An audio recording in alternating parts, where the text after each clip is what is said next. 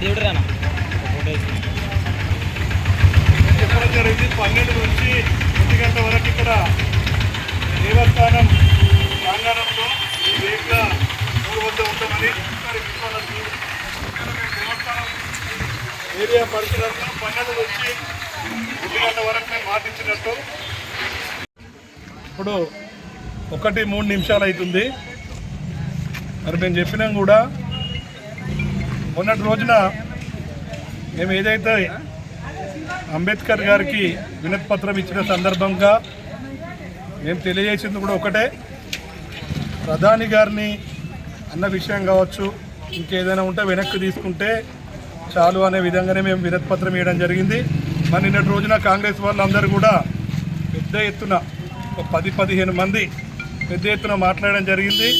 అలా అందరు మాట్లాడింది కూడా మేము వినడం జరిగింది. మేము నిన్నటి రోజున చెప్పడం జరిగింది. మరి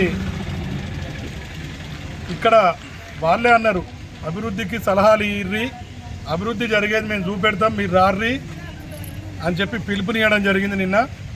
మేము దానికి ప్రతిముఖంగా కూడా నేను అన్ని సోషల్ మీడియా ద్వారా తెలియజేయడం జరిగింది నిన్నటి రోజున.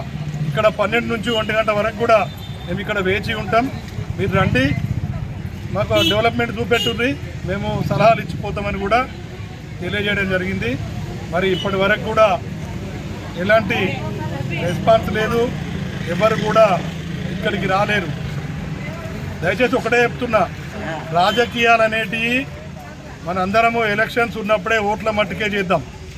మేము కూడా చెప్పేది అదే, ఆ రాజకీయాలు చేయకుండానే అభివృద్ధికి మేము ఎట్లా చేస్తున్నా కూడా సహకరిస్తూనే ఉన్నాం. ప్రతి దానికి కూడా ఏదో నిందలేసి బొందగూడుతామని చెప్పంటే మాత్రం ప్రజలందరూ అన్ని గ్రహిస్తూనే ఉన్నారు.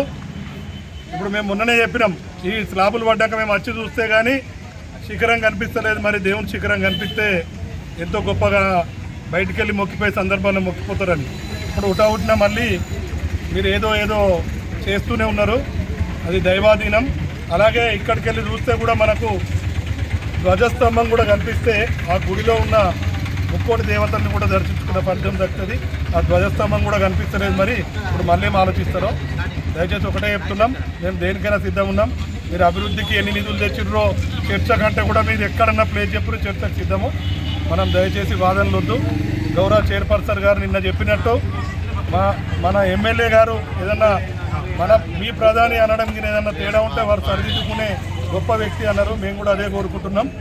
మరి అదే ఆ మాటను వెనక్కి తీసుకున్నా కూడా మేమందరం కూడా ఎంతో సంతోషిస్తామని తెలియజేస్తూ భారత్ మాతాకి జై.